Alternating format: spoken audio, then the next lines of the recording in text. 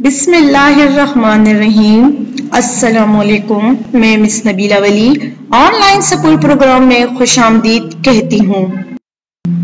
اردو لازمی کلاس نہم، ہفتہ 12واں، نظم ہم، شاعر مولانا الطاف حسین حالی، صفحہ نمبر 106-107۔ سابقہ واقفیت۔ پچھلے لیکچر میں ہم نے غزل میر تقی میر کے بارے میں پڑھا تھا، جس میں انہوں نے اپنی شاعری کے ذریعے اپنی شاعرانہ عظمت سے آگاہی دلانے کی بھرپور کوشش کی، سہل ممتنع کے معنی و مفہوم سے روشناس کرایا۔ آج کے ہمارے تدریسی مقاصد: طلبہ کو حمد و ثنا کے معنی و مفہوم اور اہمیت سے متعارف کرانا۔ نمبر 2، طلبہ کو رب العزت کی ذات و صفات کے پہلوؤں سے آگاہی دلانا۔ نمبر 3، طلبہ کے دلوں میں توحید کی عظمت اور ایمان کی پختگی اور احساس کو اجاگر کرنا۔ سب سے پہلے ہم نظم کی بلند خوانی کریں گے۔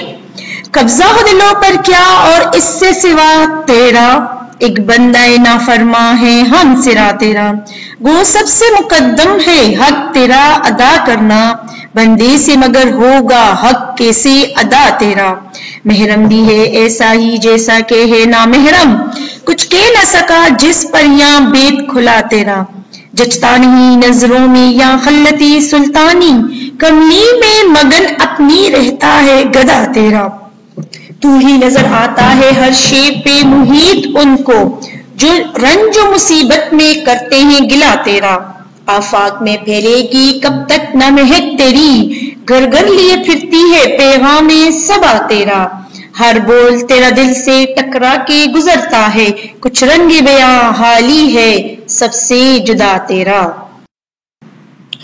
اس نظم کے معنی و مفہوم کو دیکھ لیجئے گا۔ الفاظ معنی: بندہ نافرمان، اطاعت نہ کرنے والا، ہم سرا، ہم کہنے والا، گو اگرچہ، مقدم سب سے افضل، محرم توحید پرست یعنی کہ مسلمان، نامحرم بت پرست یعنی کہ غیر مسلم کافر، یا یہاں، بھید پوشیدہ راز، جچتا اچھا لگنا، خلط سلطانی بادشاہت کا لباس، کملی چادر، گدا فقیر، محیط چھایا ہوا، آفاق آسمان کا کنارہ، مہک خوشبو، صبا صبح کی ہوا، رنگ بیاں بولنے کا انداز۔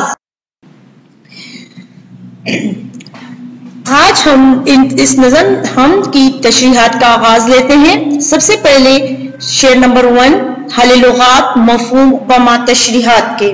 شعر نمبر 1، قبضہ ہو دلوں پر کیا اس سے سوا تیرا، ایک بندہ نافرما ہے ہم سرا تیرا۔ حل لغات: بندے نافرما، اطاعت نہ کرنے والا، ہم سرا، ہم کہنے والا۔ مفہوم: اے اللہ تیرا اس سے زیادہ دلوں پر اور کیا قبضہ ہوگا کہ ایک نافرمان بندہ بھی تیری تعریف اور حمد و ثنا بیان کر رہا ہے۔ اس کی تشریح کیسی ہوگی؟ تشریح: اللہ تعالی ہمارا خالق اور مالک ہے اور ہر ایک چیز پر قادر ہے، کائنات کا ہر ذرہ اللہ کا تخلیق کرتا ہے اور تمام چیزوں پر اللہ کی حکمرانی ہے۔ اس کا سب سے بڑا ثبوت یہ ہے کہ ہر دل پر خدا کا قبضہ ہے، ہر دل میں اللہ سمایا ہوا ہے۔ قرآن مجید میں ارشاد ہوتا ہے وَاعْلَمُوا أَنَّ اللَّهَ يَحُولُ بَيْنَ الْمَرْءِ وَقَلْبِهِ وَإِنَّ إِلَيْهِ تُحْشَرُونَ۔ اس کا ترجمہ: اور خوب جان لو کہ اللہ اور آدمی اور اس کے دل کے درمیان اللہ حائل ہو جاتا ہے، اور یہ بھی کہ تم سب اسی کی طرف لوٹائے جاؤ گے۔ اللہ تعالیٰ نے انسانوں پر بہت احسانات کیے ہیں، بے شمار نعمتوں سے نوازا ہے، اور بدلے میں وہ چاہتا ہے کہ اس کے احکامات کی تعلیم کی جائے، لیکن اگر کوئی نہ سمجھ اس کی تابعداری نہ کرے تو بھی وہ اپنی نوازشیں کم نہیں کرتا۔ اس لیے اگر کوئی بندہ خدا کا نافرمان بھی ہو تو بھی اس کے دل میں خدا کی محبت موجود ہے، اگرچہ وہ خدا کے احکامات کو بھلائے ہوئے ہیں، اس کے بتائے ہوئے راستے کی پیروی نہیں کر رہا، لیکن پھر بھی وہ اس کے دل کا اللہ کی محبت سے روشن ہے، اور زبان اللہ کی حمد و ثنا بیان کرتی ہے۔ اس لیے شاعر یہ بات کہہ رہا ہے کہ اگرچہ میں تیرا ایک نافرما بندہ ہوں، تیرے احکامات کی پابندی نہیں کرتا، تیرے بتائے ہوئے راستے پر نہیں چلتا، تب بھی کہتا ہے کہ میں کسی کی دعاؤں کو فراموش نہیں کرتا، اور اپنی دنیاوی زندگی میں انسان مگن بھی ہو لیکن پھر بھی میرے دل پر تیرا ہی قبضہ ہے، اس دل میں تو ہی آباد ہے، میری زبان تیری ہی حمد و ثنا اور مدحت بیان کرتی ہے۔ قرآن پاک میں ارشاد ہوتا ہے سبح للہ ما فی السماوات و ما فی الارض۔ ترجمہ، اس بات کو مولانا ظفر علی خان نے یوں بیان کرتے ہیں، کہتے ہیں تیرے دربار سے مجھ کو یہی انعام کیا کم ہے، تیرے دربار سے مجھ کو یہی انعام کیا کم ہے، کیا اپنی ستائش میں مجھے رطب اللسان تو نے۔ شعر نمبر 2، گو سب سے مقدم ہے حق تیرا ادا کرنا، بندے سے مگر ہوگا حق کیسے ادا تیرا۔ حل لغات، گو اگرچہ، مقدم سب سے افضل، مفہوم اے اللہ اگرچہ تیرا حق ادا کرنا سب سے ضروری ہے، مگر عاجز بندے سے تیرا حق کیسے ادا ہوگا۔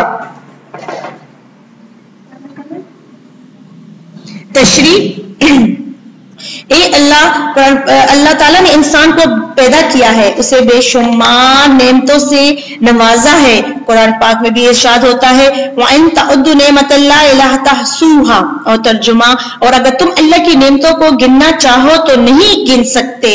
سورہ رحمان بھی اللہ تعالیٰ فرماتا ہے تم اپنے رب کی کون کون سی نعمتوں کو جھٹلاؤ گے۔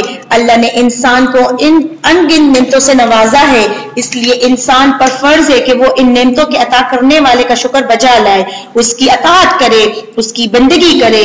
اللہ کا بندہ ہونے کی حیثیت سے اس کا حق ہم پر سب سے پہلا اور سب سے زیادہ ہے، لیکن انسان اللہ کا حق ادا کرنے کی طاقت نہیں رکھتا۔ انسان کی صلاحیتیں بہت محدود ہیں، وہ بے بس اور لاچار ہے، وہ اپنے عظیم خالق و مالک کی نعمتوں میں سے کسی ایک نعمت کا حق ادا کرنے کے قابل بھی نہیں ہے۔ بقول شاعر، جان دی ہوئی اسی کی تھی، جان دی ہوئی اسی کی تھی، حق تو یہ ہے کہ حق ادا نہ ہوا۔ شاعر کہنا چاہ رہا ہے کہ انسانی زندگی بھی اللہ کی نعمت ہے، اور یہ نعمت کا حق ادا کرنے کے لیے بھی انسانی زندگی بہت مختصر ہے۔ اگر اللہ ہمیں حیات خضر بھی عطا کرے تو بھی ہم اس کا حق ادا نہیں کر سکتے۔ اس کے بارے میں کسی شاعر نے کہا ہے، بقول شاعر، جو ملی حیات خضر مجھے تو اسے میں صرف ثنا کروں، جو ملے حیات خضر مجھے تو اسے میں صرف ثنا کروں، تیرا شکر پھر بھی ادا نہ ہو، تیرا شکر کیسے ادا کروں۔ شعر نمبر 3، محرم بھی ہے ایسا ہی جیسا کہ ہے نامحرم، کچھ کہہ نہ سکا جس پر یا بیت کھلا تیرا۔ حل لغات، محرم مسلمان یعنی کہ توحید پرست، نامحرم بت پرست مطلب کافر۔ بھید پوشیدہ راز، مفہوم اللہ تعالیٰ کے راز کو جاننے والا اور نہ جاننے والا دونوں برابر ہیں، کیونکہ جس پر تیرا راز کھل گیا وہ بھی اسے بیان نہیں کر سکتا۔ تشریح، اس شعر میں شاعر مولانا الطاف حسین حالی ایک سچائی اور حقیقت کو بڑے کھلے اور واضح انداز میں بیان کر رہے ہیں، اور ان کا کہنا ہے کہ اللہ بہت عظمت والا اور بلند مرتبے والا ہے، وہ ذات اللہ کی ذات بہت اعلیٰ و عارفہ ہے۔ اس کی مخلوق میں سے جو لوگ اس کی کائنات پر غور و فکر کرتے ہیں، اس کی کائنات میں بکھری ہوئی نشانیوں پر توجہ دیتے ہیں، تو ان پر کائنات کے مالک یعنی کہ اللہ تعالیٰ کے راز آیا ہو جاتے ہیں، اور وہ اللہ کی ذات کا راز پا کر حیرت کی دنیا میں کھو جاتے ہیں۔ وہ خدا کی حقیقت سے آشنا ہو کر چپ ہو جاتے ہیں، کیونکہ اللہ کی نشانیاں ان پر نئی دنیایں اشکار کر دیتی ہیں۔ اس لیے شاعر کا یہ کہنا ہے کہ وہ جاننے کے باوجود بھی خدا کی ذات کے بارے میں کسی کو بتا نہیں سکتا، ان کی حقیقت سے پردہ نہیں اٹھا سکتا، اس لیے وہ نہ جاننے والوں کے ہی برابر ہے۔ اس شعر میں شاعر کہہ رہا ہے کہ اللہ کی ذات ایک چھپا ہوا خزانہ ہے، وہ اگر کسی پر آشکار بھی ہو جائے اور اللہ کی ذات کسی کو سمجھ آ بھی جائے تب بھی وہ اسے بیان نہیں کر سکتا۔ کسی شاعر نے خدا کی ذات کے بارے میں بہت خوبصورتی سے بیان کیا ہے، کبھی یہاں تجھے ڈھونڈا کبھی وہاں پہنچا، کبھی یہاں تجھے ڈھونڈا کبھی وہاں پہنچا، تمہاری دید کی خاطر کہاں کہاں پہنچا، غریب مٹ گئے پامال ہو گئے لیکن کسی تلک نہ تیرا آج تک نشاں پہنچا۔ شعر نمبر 4، جچتا نہیں نظروں میں یا خلتی سلطانی، کملی میں مگن اپنی رہتا ہے گدا تہرا۔ حل لغات خلط سلطانی بادشاہت کا لباس، کملی چادر، گدا فقیر۔ مفہوم اللہ کا گدا اپنی کملی میں مصروف رہتا ہے اور اس کے نزدیک شاہی لباس کی کوئی اہمیت نہیں ہوتی۔ تشریح،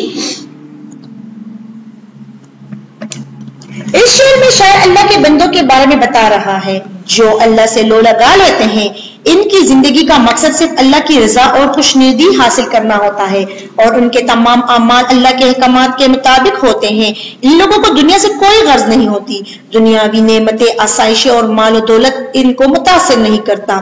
اگر زندگی کا اصول دیکھیں کہ جب کوئی بادشاہ کسی شخص کو انعام و کرام سے نوازتا ہے، اس سے خوش ہو کر اسے شاہی لباس عطا کرتا ہے تو یہ اس کے لیے فخر اور مسرت کی بات ہوتی ہے۔ وہ اپنے ساتھیوں کے سامنے اتراتا ہے اور لباس کی تعریف میں زمین و آسمان کی کلابیں ملاتا ہے، لیکن اس کے برعکس جب کوئی بندہ اللہ سے لو لگا لیتا ہے تو اس کے نزدیک بادشاہ کے دیے ہوئے شاہی لباس یا انعام و کرام کی کوئی وقت نہیں ہوتی۔ دنیاوی شان و شوکت اور آسائشیں اس کی نظروں میں نہیں جچتی۔ وہ صرف اپنی ذات میں مگن رہتا ہے اور شاہی لباس کے بجائے اپنے پھٹے پرانے لباس میں ہی خوش رہتا ہے، کیونکہ جب سے اس کی نظر میں اللہ کی ذات سما گئی ہے تو دنیاوی مال و متاع اس کے لیے ہیچ ہو گئی ہے۔ وہ اللہ کی شان و شوکت، اس کی عظمت بڑائی، اس کے جلال و جمال کا گرویدہ ہو گیا ہے۔ بقول شاعر، رہتا ہوں غرق ان کے تصور میں روز و شب، رہتا ہوں غرق ان کے تصور میں روز و شب، مستی کا پڑ گیا ہے مجھے کچھ ایسا مزہ۔ اس لیے شاعر کا کہنا ہے کہ مجھے بادشاہوں کا عطا کردہ لباس متاثر نہیں کرتا، مجھے تو اپنی معمولی اور فقیرانہ لباس ہی پسند ہے۔ ان کی نظروں میں شوکت جچتی نہیں کسی کی، ان کی نظروں میں شوکت جچتی نہیں کسی کی، آنکھوں میں بس رہا ہے جن کی جلال تیرا۔ شعر نمبر 5، تو ہی نظر آتا ہے ہر شے پر محیط ان کو جو رنج و مصیبت میں کرتے ہیں گلا تیرا۔ حل لغات محیط چھایا ہوا، گلا شکوہ۔ مفہوم، وہ لوگ جو دکھ اور تکلیف میں تجھ سے شکوہ کرتے ہیں ان کو دنیا کی ہر چیز پر تو ہی چھایا ہوا نظر آتا ہے۔ تشریح، زندگی دکھ سکھ سے عبارت ہے، غم اور خوشیاں زندگی میں آتے رہتے ہیں۔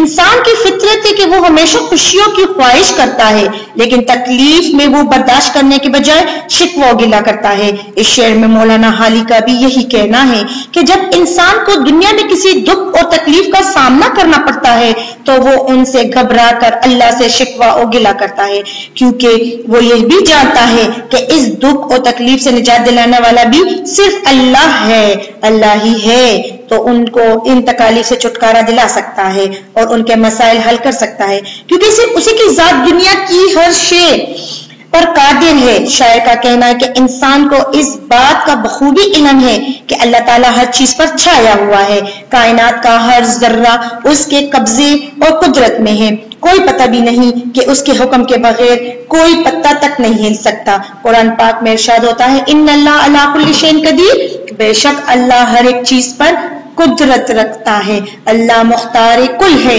کائنات کا سارا نظام اسی کے حکم سے چلتا ہے، کائنات کی کوئی چیز بھی اس سے سرکشی نہیں کر سکتی، انسان بھی اس کے حکم کے سامنے عاجز ہے اور وہ جانتا ہے کہ اللہ ہی اسے دکھوں اور مصیبتوں سے نجات دلا سکتا ہے، اس لیے وہ پریشانی اور مصیبت میں خدا کے قریب ہو جاتا ہے، اسے دل کی بات بیان کرتا ہے، اسی سے شکوہ گلہ کرتا ہے، کیونکہ ہر چیز اللہ کے اختیار میں ہے۔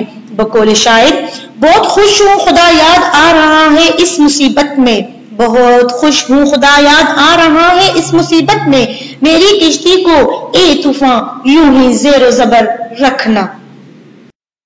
شعر نمبر 6، آفاق میں پھیلے گی کب تک نہ مہک تیری، گر گر لیے پھرتی ہے پیغام صبا تیرا۔ حل لغات، آفاق آسمان کا کنارہ، مہک خوشبو، صبا صبح کی ہوا۔ مفہوم، اس دنیا میں جہاں بھی اللہ کے پیغام ان کے وحدت کی خوشبو ضرور پھیلے گی، کیونکہ صبح کی ہوا اللہ کا پیغام لے کر ہر گھر میں جاتی ہے۔ تشریح، کائنات کی ہر شے کا خالق اللہ تعالیٰ ہے اور وہ ہر چیز پر قدرت رکھتا ہے۔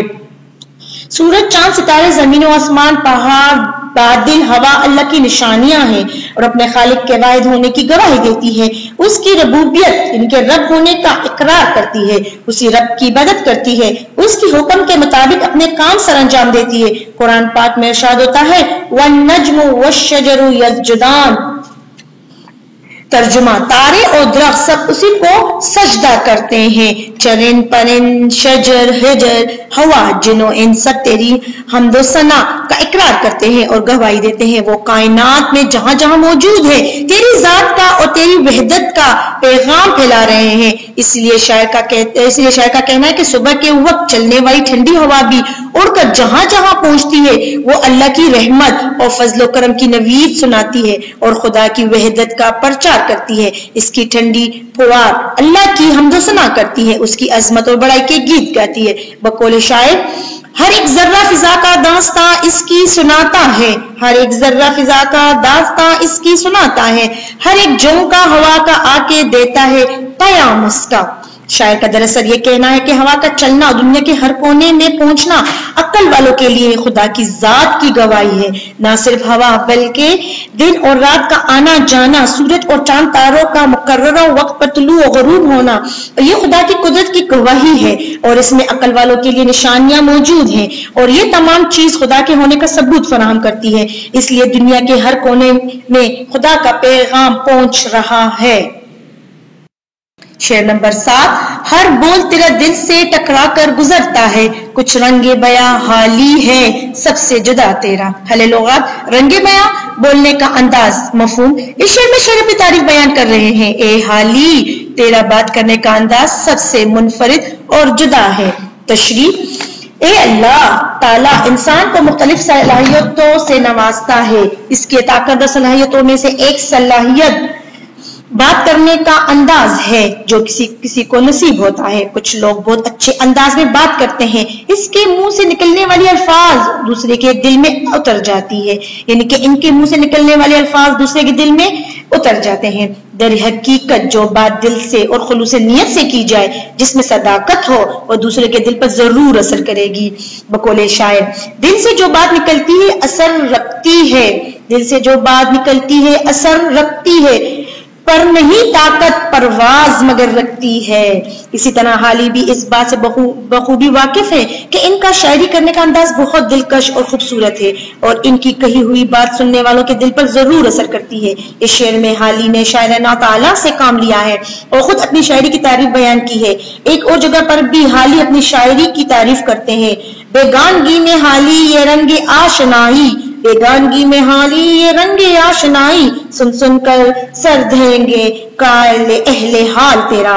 दर हकीकत हाली को इस बात का बखूबी एहसास था कि उन्होंने उर्दू शायरी में अपना एक मुनफरद मकाम बनाया है और उर्दू शायरी के जरिए ही उनसे हटकर एक इश्क आशिकी के मज़ामीन के बजाय बामकसद शायरी की रिवायत को कायम किया है। इनके अलावा उन्होंने फारसी तकारीब और फारसी के तराकीब और मुश्किल अल्फाज की बजाय सादा अंदाज और आसान अल्फाज में शेरगोई की है, इसलिए उसकी बात दिलों तक पहुंचती है। अजीज तलबा और तालिबात, ये थी आज हमारी तशरीहात। अब इसी नज़म हम के मशकी सवालात और जवाबात तहरीर करेंगे। सवाल नंबर 1, कौन सा बंदा हम सिरा है? सवाल नंबर 2, किसका हक सबसे मुकद्दम है? सवाल नंबर 3, महरम और ना महरम में क्या फर्क है? सवाल नंबर 4, अल्लाह का गदा किस में मगन है? सवाल नंबर 5, बादे सबा घर घर क्या लिए फिरती है? सवाल नंबर 2, इस नज़म में अल्लाह ताला की कौन कौन सी सिफात बयान हुई है? इस नज़म में अल्लाह ताला की कौन कौन सी सिफात बयान हुई है? सवाल नंबर 3, काफिया रदीफ की तारीफ कीजिए और अमसाल से वजाहत कीजिए। ये आज हमारे हम नज़म के मशकी सवालात और जवाबात थे। अब उम्मीद करती हूँ कि आज के लेक्चर में आपने बहुत फायदा उठाया होगा और इस उम्मीद के साथ कि आप इस तशरीहात को कॉपी में तहरीर करेंगे। अब मैं इजाजत चाहती हूँ, अपना ख्याल रखिएगा। अल्लाह नेहगमान।